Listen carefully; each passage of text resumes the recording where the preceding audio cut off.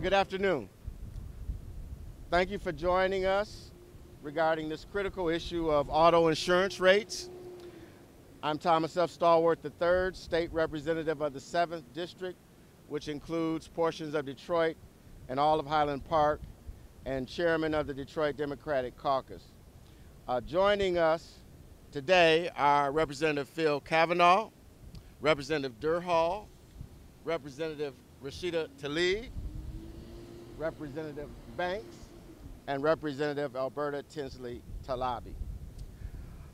2 weeks ago, the Detroit Democratic Caucus announced its united opposition to HB 4612, an insurance industry-backed measure forwarded by Governor Rick Snyder, which eliminates the life-saving health care coverage currently provided under Michigan's no-fault system, without addressing the unaffordable premiums motorists in the state's urban areas are forced to pay.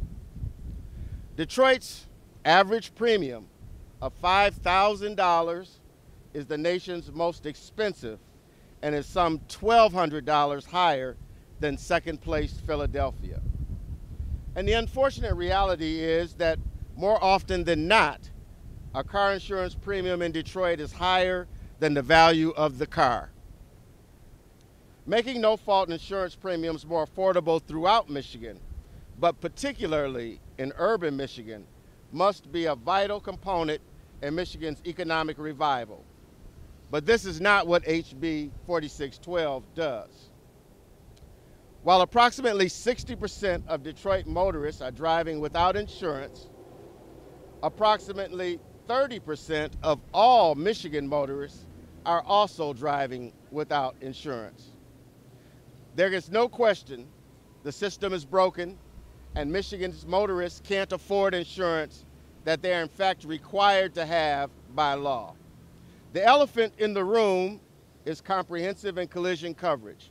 The truth is that the governor and Republican-led legislature is focusing on the wrong thing. Liability makes up only about 1/3 of our premiums, while comprehension and collision make up 60% of the premium.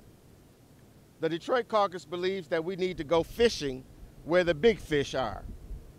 Evidence from other states suggests that very significant premium savings for consumers could be realized by dealing squarely with the huge markups for collision repair, steering to certain repair shops by insurers, and the lack of standards and oversight for repair shops. There are in fact a number of common sense solutions that can and should be implemented without tearing away our life-saving health care insurance.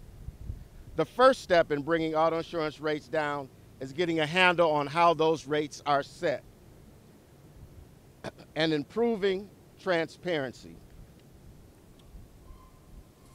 The MCCA, which has some $14 billion in assets, is funded entirely by Michigan drivers and was created by state law, but it is governed by a board of insurance company executives who shield their books and records from public review. Without MCCA transparency, it is impossible for any good faith discussion on auto no-fault reform to proceed. Besides transparency, other better solutions that would actually help to lower rates now should include closing a loophole in the law that prevents consumer refunds, even when an insurance company is found to be overcharging, prohibiting the use of credit scoring in setting rates.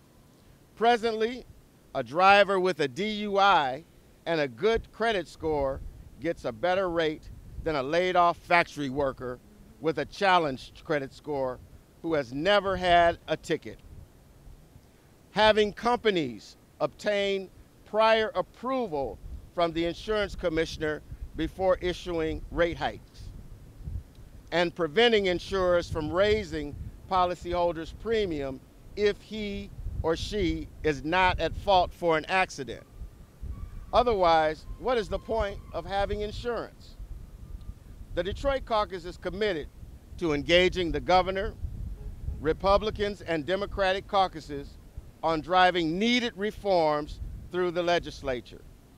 We are currently drafting bills around which a real discussion on auto insurance affordability and reform can focus.